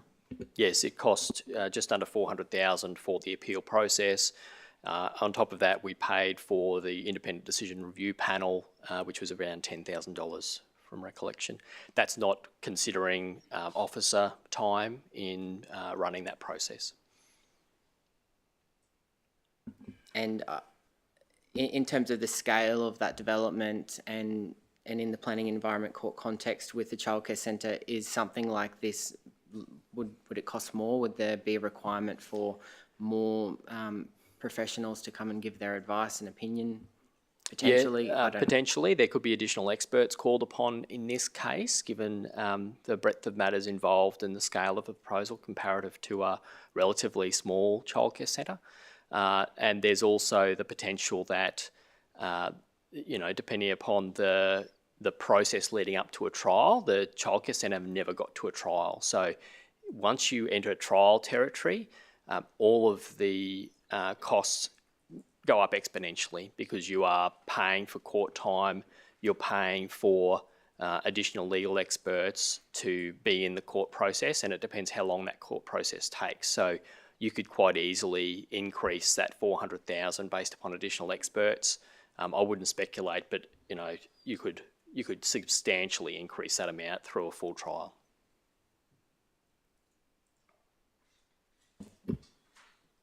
Thank you. Any other discussion, Mr Davey? Yes, Councillor Tully? Just a comment in relation to the recording of reasons for decisions. I think you're referring to section 254H of the local government regulation. There's nothing in there about referring it to the minister. It's just a statutory provision. I think you mentioned that to satisfy the minister or be provided to the minister, but that doesn't appear in that regulation. Yeah, I'd have to go back and double check, but if that's what the regulation says, Councillor, I'd stand with that. It does require a statement of reasons for decisions in particular matters. Yeah, thank you. Yeah, okay. And in the instance of, would we have to provide, how long do we have to provide those statement of reasons? Or if there was a move not to agree with the officer recommendation this morning, could the applicant move to deemed refusal tomorrow, for instance? Or what is the time frame that we're playing with here? We'd have to just double check on the statutory time frame.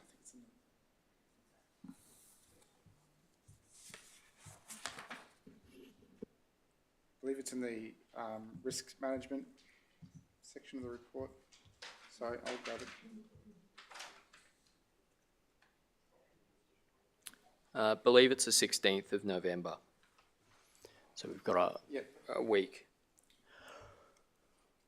So after the 16th of November, if there hasn't been a decision So I can made, hear there's a lot of side conversations. Can I ask under our council meeting procedures to, if you're going to speak, can you put your microphone on? Thank you, Mr. Davey. So after the 16th of November, if there hasn't been a further extension or anything like that, the applicant could choose to appeal the decision on the basis of it being deemed to be refused. Thank you. Any other questions? Yes, Mayor, so Yes, sorry. in the event, hypothetically, if it was a deemed refusal, what would be the procedural process from there? So we'd just go straight to an appeal. The decision would be out of our hands, and it would be in the court process, as if we've refused the application. Statement of reasons would need to be provided today in the event of not agreeing with the officer's recommendations, is that correct? Or we have until the deemed refusal date? No, if you make a decision today or at the ordinary meeting, for example, you would need to provide reasons for that.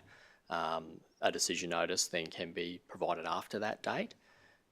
In the event of a deemed refusal, then reasons of refusal would have to be provided as part of a court process. Thank you. Any other questions of Mr. Davey or Mr. Bowles? No, thank you very much. Really appreciate that. Thank you. Excuse me, Mayor, could we have a break and just have a conversation before the decision's made or not? Are you suggesting we go into closed session? Yes.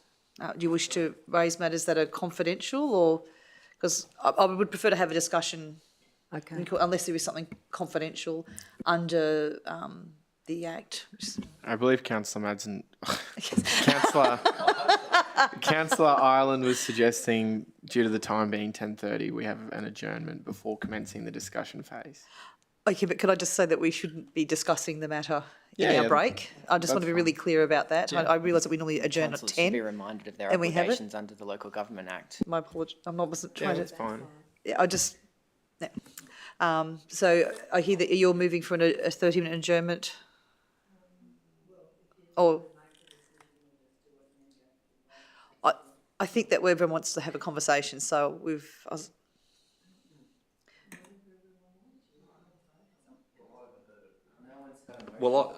okay. Is there a motion to adjourn? No, Okay, I'll move that we adjourn for 30 minutes. okay, so I put that to the vote. Those in favour? Okay, it's unanimous in the. Oh, sorry. Okay, sorry. Put your hand up. Thank you. So everyone in the chambers except for Councillor Fichtner and Councillor Millie are going to put their hand up. Councillor Jonik, how do you vote? Affirmative. Thank you. Those against? Councillor Fichtner, Councillor Milligan. Thank you. So we will adjourn for 30 minutes. It's 10:30. Come back at 11 o'clock. Thank you.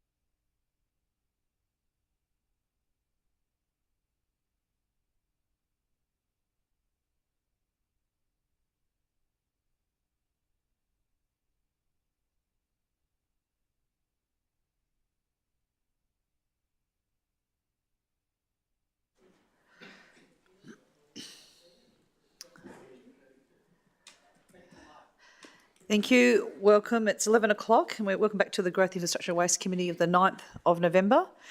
We've just come back from a 30-minute break, and because we're mid-matter, I just want to be really clear that we normally break for morning tea at 10 o'clock, but because the matter was going on, we did delay that by 30 minutes. So we delayed and had a morning tea break for 30 minutes. And we're now back to item 4, which is the development application for the 140 dwelling units in Flinders View. There was discussion, some questions asked of council officers, and we've now had the recommendation before us. And in order to have a discussion, the matter actually has to be moved and seconded under our policy. So with that in mind, I will move the recommendation that is before us. And do I have a seconder for that? Thank you, Councillor Fechner. Now that that's been moved and seconded, we can actually have a discussion on it. So thank you very much for that, Councillor Fechner. Councillor Tully. Yeah, I just wish to move a procedural motion, given the complexity of this issue. I move that in accordance with section 254J3 of the Act, that paragraph E, that the meeting be closed to consider possible legal proceedings that may be taken by or against the local government in relation to this matter, including the options available to council. Okay. So do we have a seconder for that? I'll second that. Put that matter to the vote. Those in favour? It's unanimous in the chambers. Councillor Johnnick, how do you vote? Affirmative. Thank you. We'll now move into closed session. Thank you.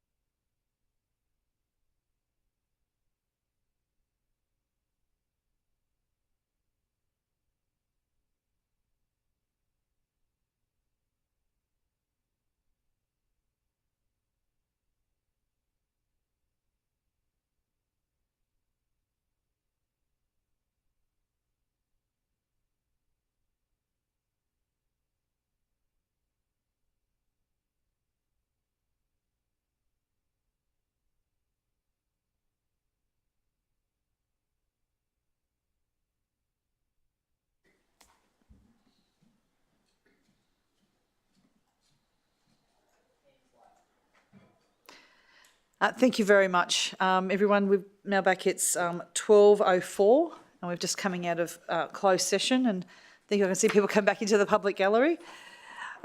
We had a closed session to discuss items that were of a legal and legal proceedings nature under the regulations. So we now come to, the matter has been moved and seconded, so we're going to now open that for discussion. And as the mover, I'd like to say that, to start off with, that I have come to this matter with an open mind. I have read this, followed this. I have spoken with many residents. I've responded to, I think, every email I've received from residents, messages, phone calls. I attended the Independent Decision Review panel, and my commitment is to try to do the right thing by the people of Flinders View, as well as Ipswich, and discharge my duties properly in accordance with the law. And I do note it's not unusual when unit and townhouse developments come to council for assessment that neighbouring residents are in strong opposition. Most people are supportive of new development, particularly housing, and this current housing crisis, as long as it's not in their backyard. And as a result, under the Queensland planning system, councils cannot simply reject an application based on the negative feedback from the community. Every property owner has the right to submit a development application, and council's role is to assess these applications against the planning scheme. As you can see from the officer's recommendations, this development is considered to be appropriate for this area under the Ipswich planning scheme. We also unfortunately find ourselves in the midst of a housing crisis where hardworking people in Ipswich simply cannot afford somewhere to live. Sadly, every day we see people living in tents and cars across our city.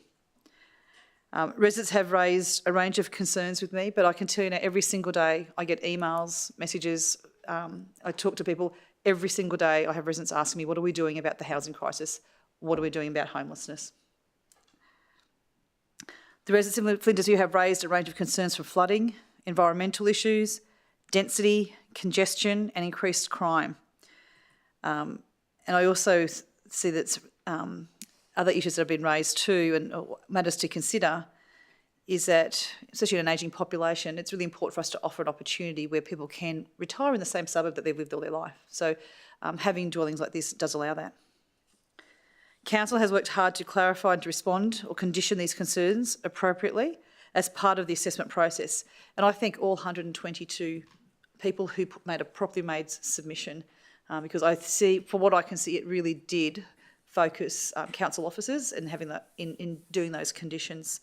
And it certainly was how the Independent Decision Review panel also viewed things as well. For council to be able to refuse this development, it would need to be able to raise genuine and outstanding planning concerns with this application. We cannot do this on a groundless basis. There needs to be a basis for that. Conversely, the City of Ipswich is also growing at an astronomical rate. Our population will more than double in the coming decades. Typically, as a city grows, so does the investment in transport and community infrastructure from the state and the federal governments. However, for Ipswich, this is simply not happening. Despite being the 6th largest council in the state, Ipswich receives some of the lowest transport infrastructure per capita of all Queensland councils. Therefore, I can really understand our residents' concerns with traffic congestion and safety issues when they see these housing developments coming online. Specifically for Astral Court, Flinders View, whilst there is the bus service there, it doesn't sit on a train line. Despite the current housing crisis, I'm finding it more and more challenging to continue to support large housing developments when we're not seeing investment in transport infrastructure to help the livability and safety of our residents. So I think it's really important at all levels of government invest properly in the growth of our city. But noting the officer's recommendations and the feedback from the IDRP and Ipswich's desperate need for housing in the face of the current crisis, and I note the advice that there's not really a planning argument to refuse this application. I guess I've moved this, and I'll hand over to the person that's, I guess, seconded it to see if they would like to say any comments to this matter. Thanks, Mayor. I also speak in support of the recommendation in front of us today, and thank council officers for their diligence in preparing this information for us. I know that they have worked to communicate with our residents, sometimes late in the evening and early in the mornings, to try and allay the concerns that were raised by the residents. It's always important that our residents have an opportunity to be heard, and I think that through the IDRP, that was a really a great process where our residents were able to address an audience of their peers, but also a professional independent panel to raise their concerns. So we went to those lengths to really understand, you know, the core problems that our residents had, and I believe that the report in front of us goes, you know, into significant detail about how some of these issues raised ended up improving the conditions, as in adding more conditions on the developer, as recommended by our officers today. But also in some ways in understanding the bigger ideas around traffic movements. I mean, that was a significant point of discussion this morning that we had, but when we're relying on the advice of professional traffic engineers being supported by both our council officers and the independent review panel, you know, we trust that that information is legitimate and has a certain rigour around it in that it has essentially been peer-reviewed twice. We spoke about the complex, I guess, environmental regulations around this application, and noted that council doesn't really have a role to play, and that is the case, and we see this across developments within the LGA, where the referral agency is sometimes the state, sometimes the Department of Environment and Science has to come in, and sometimes it's the federal government through the EPBC Act. So I think we've gone some way to help those who are questioning us understand what council's role is to play here. We also alluded to and had significant discussion around any legal implications on any decision that we might make here this morning, and any legitimate grounds with which we have to refuse it. Now, we've been through a process where our officers have spent significant time on the application, but so has the independent review panel. They've spent significant time on this, and they concur with the way that our council officers have assessed this application. So for us to try and piece together a legitimate legal argument, it's not impossible, but it could be quite difficult. An extremely difficult decision to defend in the Planning and Environment Court.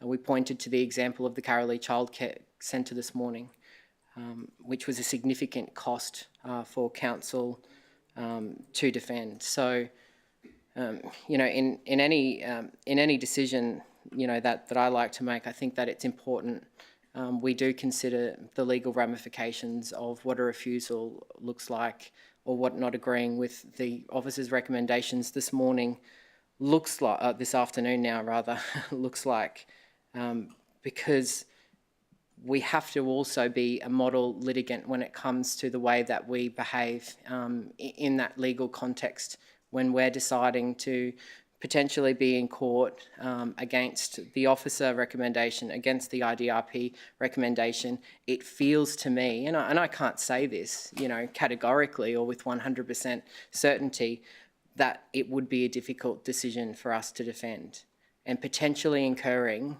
$500,000 plus in defending an application that has a likelihood of getting up anyway doesn't seem to be the right decision for me to make. So, you know, I have spent a lot of time rewatching the IDRP, listening to those residents talk about their concerns, but I think we have gone to great lengths to help educate, to help impose greater conditions on the development in the end. And I can't see an instance where I wouldn't be recommending to approve, because I don't think our prospects legally are that good at all. Thank you. I'll open up to the chambers for those who would like to speak. Thank you, Councillor Mayor. Ireland. I wish to thank the Ipswich City Council planners for the works that they've done on this application. For every properly made submission, the planners sent the submission to the developer to address the concerns. Because there were more than 100 properly made submissions, it went to an IDRP panel. Concerns have been raised about land use. However, it has always been proposed as a special opportunity zone. The final decision may not be or may not align with the visions or concerns of the residents. However, I would like to thank them for the effort that they put into those submissions. We ask our residents to take part in these things, and so we have given very careful consideration to their concerns. Thank you. Thank you, Councillor Ireland. Any other discussion? Yes, Councillor Manson. Thank you, Mayor. I just want to discuss some of the thoughts I've had to reconcile as part of this process. Firstly, I too would like to start off by commending Council's planning department. It's quite a difficult job that they have at times, working within legislative parameters that increasingly very few people understand outside of local government. I think they've done everything they can to get a good outcome for Ipswich under all of those parameters, and I can assure everyone in the community that they're good people that are really working to secure the best outcomes. So anybody willing to make an assertion otherwise, I'll fight you on that. They're very good people. The other aspect too is I'd like to thank the community for making such an effort to get their concerns tabled as part of this process. One of the aspects that has made me very uncomfortable as a councillor is seeing at length how the agency isn't really with individual residents to take part in matters such as these. Like, you're going up against people who work in the development industry, who work every day of the week with town planning and engineers and environmental reports.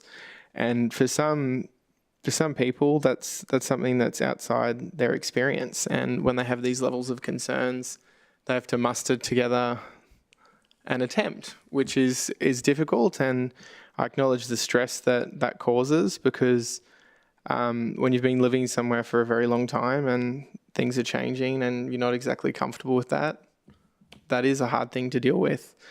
In regards to our options, I think it's been discussed quite exhaustively that council's basis for a decision, we need to balance what's going to happen within a legal system, i.e. the Planning and Environment Court. We have to make a really judicious decision about what we can and can't fight on. We have to do that on nearly every development application.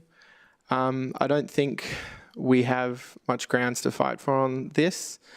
My personal preference would have been to at least see a reduction in the number of dwellings so that some of the vegetation could have been preserved. I think it would have addressed in some respects the community concerns around congestion. Noting that the load on the local road network is meant to be sufficient to handle it. While outside of the scope of the assessment, I am of the view that the state infrastructure in the nearby area in terms of Warwick Road and the Cunningham Highway are already failing without further traffic. And I actually have lost sleep at night because the Transport and Main Roads Department have been unwilling to act quickly on that. And things like that do frustrate people when you're looking down the barrel of extra congestion. It's more times in traffic, not doing the things that you want to do. And that's stressful because moving house is pretty stressful as it is, and that's not an option for a lot of people. So with all of those things considered, I'm happy to sum up and just say that I'm disappointed that we're not in a position to pursue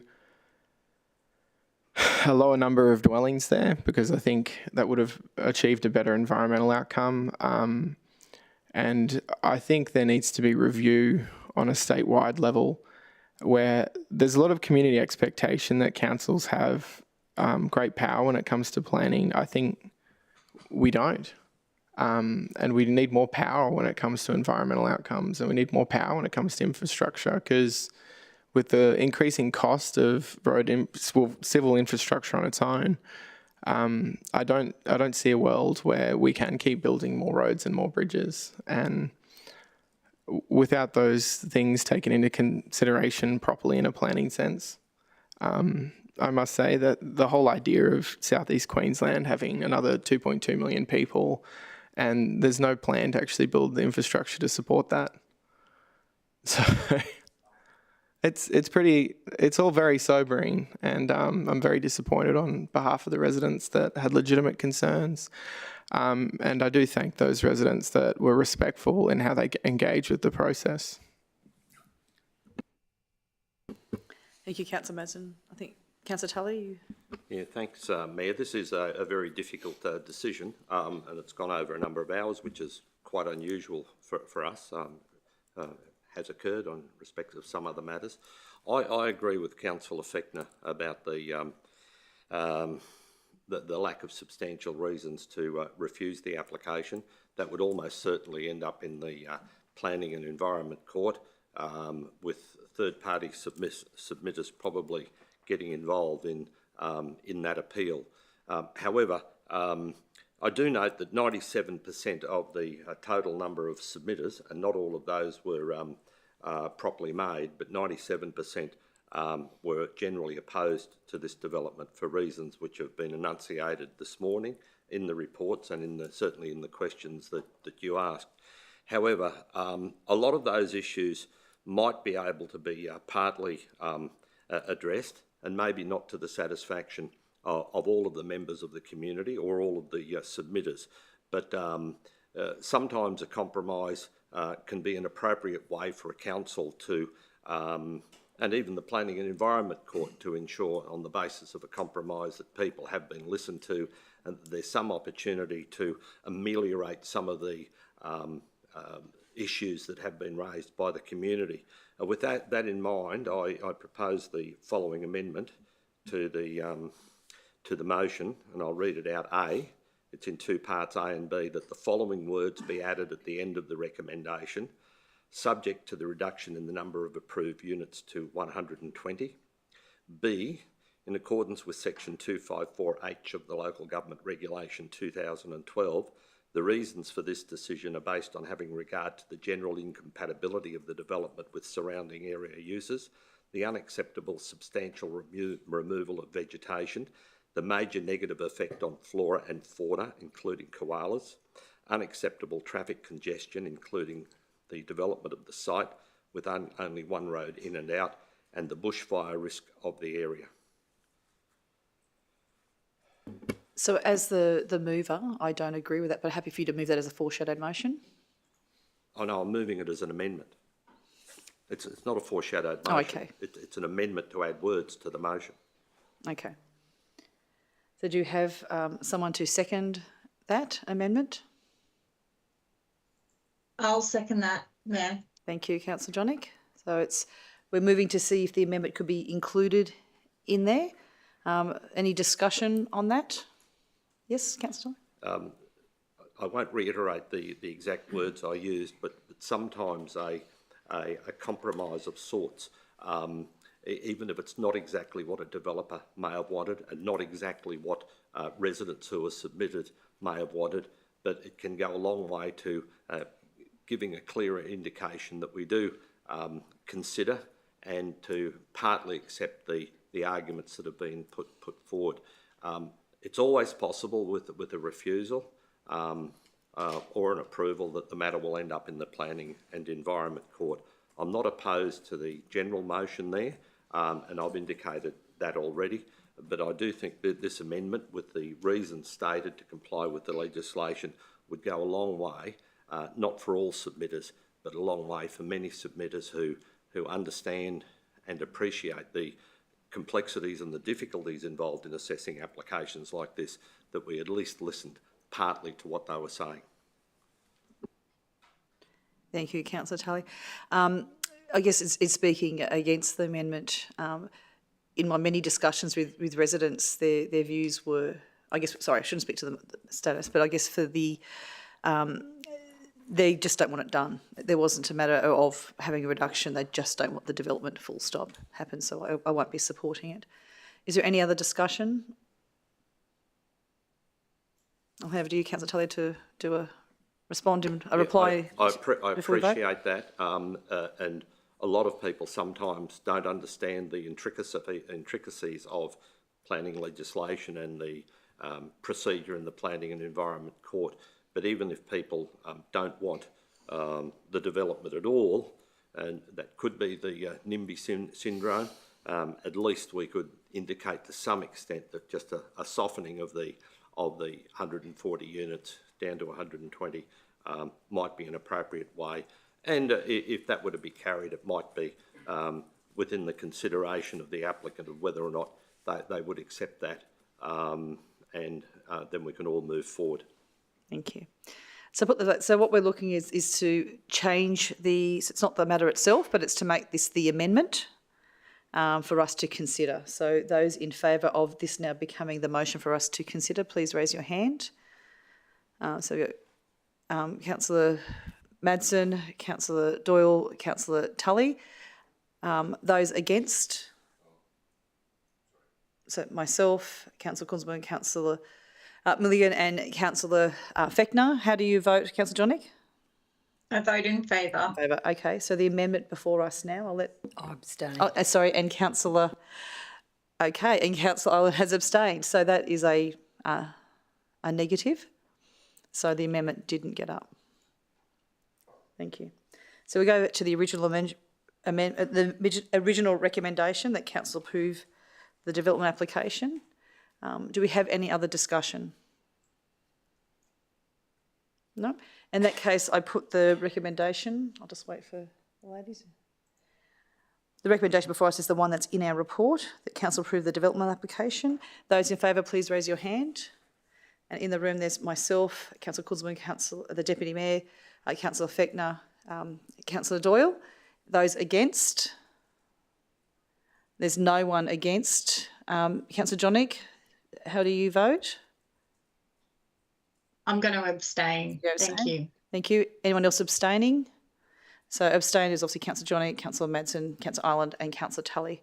Thank you very much. I would like to thank the residents who put their submissions in. I'd like to thank the council officers and those of the IDRP for the open mind, their consistency, and the councillors for having this discussion. Thank you. Noting it's 12:26, I'm just checking that we're all okay to continue on for this committee, or would people like an adjournment? Happy to continue? I'm getting... Okay, thank you. We'll go on to item 5 then. Thank you. Item 5 is the Resource Recovery Infrastructure Plan, finalisation and implementation. And the recommendation before us is that the final Resource Recovery Infrastructure Plan for 2023, as detailed in Attachment 1, be received and contents noted. Does anyone have any questions for the relevant council officers on this? No? Okay, in that case, I will move that recommendation. Do I have a seconder? Thank you, Deputy Mayor. In speaking to this, this plan provides a clear direction for what infrastructure is required within the next 10 years for our city and to meet its surging waste demands, while striving to meet the required state government targets for recycling and resource recovery. By 2050, 95% of waste is to be diverted from landfill. In 2022, we were recycling 25%, so there's certainly a lot of work for us to do. Significant changes are occurring.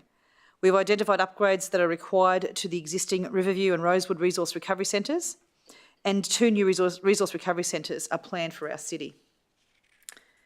In December 2020, our council released the Waste and Circular Economy Transformation Policy Directive, which guides the Resource Recovery Infrastructure Plan. This council wants to be a model corporate citizen and deal with its own waste appropriately. Right from when this council was elected, we have been very focused on waste issues and halting the pile-up of waste-related issues affecting the city.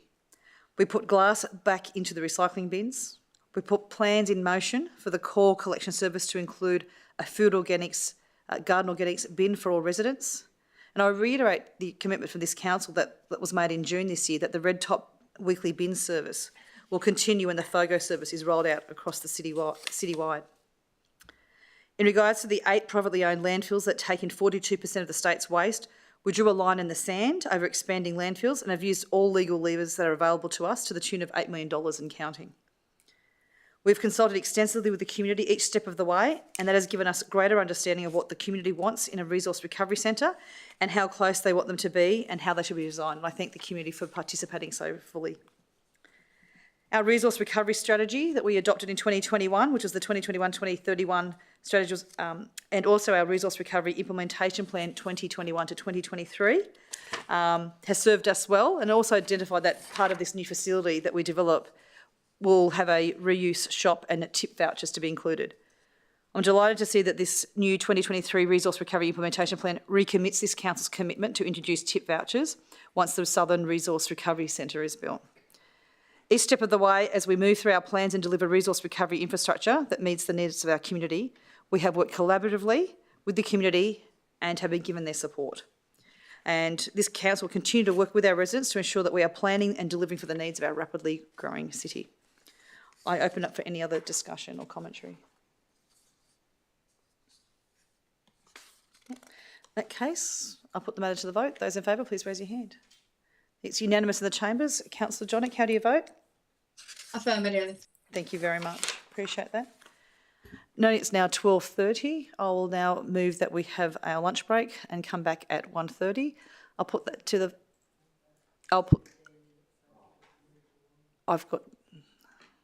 No, I need an... put vote to 1:30. Those in favour, please raise your hand. Thank you. It's myself, Councillor Kunzelman, the Deputy Mayor, Councillor Fitner, Councillor Doyle, Councillor Tully, and Councillor Madsen, you were a hand up. Thank you. How do you vote, Councillor Jonik? Affirmative. Affirmative. Those against? Councillor Ireland. See you back at 1:30. Thank you.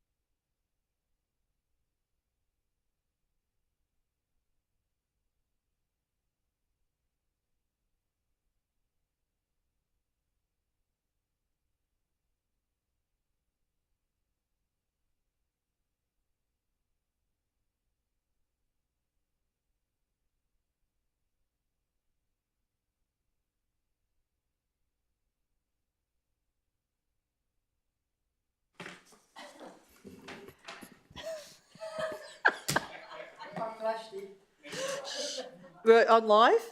Thank you. Appreciate that. It's 1:39 p.m. And it's the 9th of November, and it's the Growth, Infrastructure and Waste Committee. And we've come back for our lunch break, and I welcome Councillor Jonick to hear in person from the audio link. We're up to item number 6, which is the Western Resource Recovery Centre site assessment, and it's the initial shortlist that's been brought forward to us. May I ask for the relevant council officer to come to the lectern, please?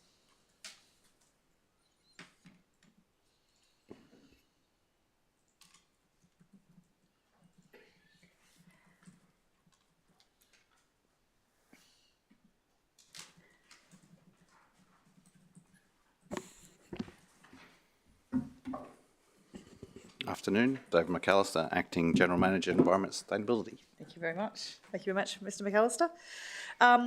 Thank you for undertaking this work. I understand there's a number of sites, and we're not actually releasing all, I see in the report's not releasing the names in the public report of all the sites. Do you mind explaining why? So at this stage of the investigation, we have a short list from the 750 sites that were assessed. Due to potential commercial negotiations around potential land purchase if required, and right through to the privacy concerns of individuals where properties may have appeared on this list or neighbouring properties may appear. We don't want to release any of that until we're at a point where we have created a list that really takes those out of the picture. And so, for example, I do not want to put something up that somebody says, next door to me is XYZ, and it might not become the top of the list anyway. So why would we create that issue? So, thank you. Are there any other questions of Mr McAllister? No, thank you very much. We have 3 recommendations before us, and it's that council notes the additional 8 shortlisted sites, named 7 through to 14, as outlined in the confidential report. B, that council notes further detailed investigation assessment is required and will be undertaken on the shortlisted sites. And so that council notes that sites named 1 through to 6 from the previous assessment, with the exclusion of site 3, which was the 545 to 583 Rosewood Laidley Road Calvert, are also carried through for further detailed investigation assessment. I have emailed the councils the other day. I would like to propose an additional recommendation D, that council undertake community engagement with local residents on the final recommended sites before a report comes to council for a decision on the final site.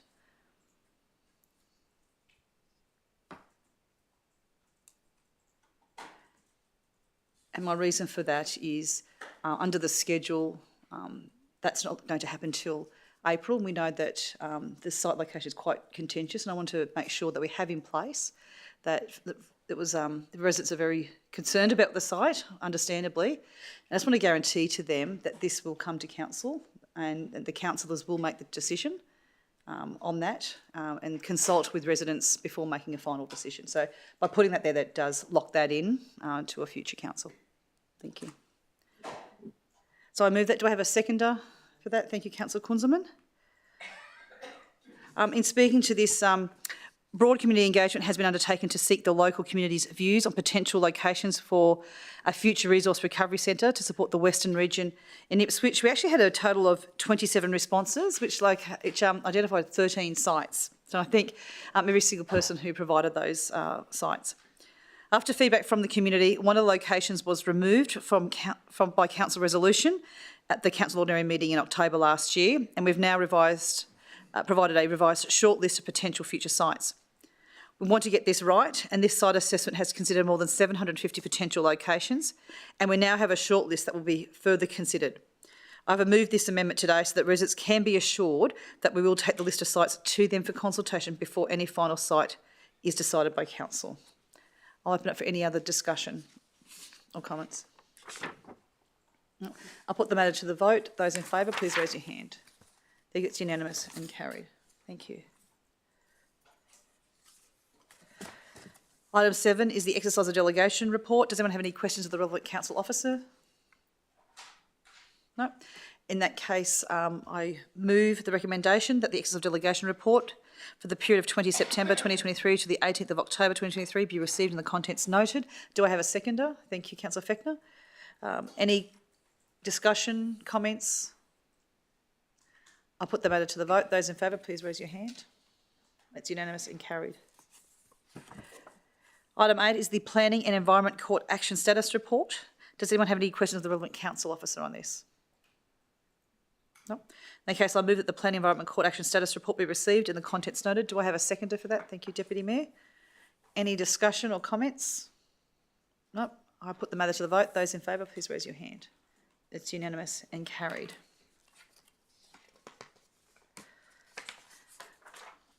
Now, noting that I think because we spent about over 3 hours on the townhouse matter, there were no notices of motion, no matters arising, no procedural motions and formal matters. I move that we have the next meeting, the GTC, in 5 minutes. Any issues with that? So sort of at 1:49? 1:50? Or in 1 minute? You're okay? I'm just checking with the chair of... He'll need a bit more time than that. Let's do 5 minutes. So it's now at 1:50. So I'll put that to the vote. Those in favour, please raise your hands. Unanimous and carried. Thank you. I'll close this meeting now at 1:45 and see you at 1:50. Thank you.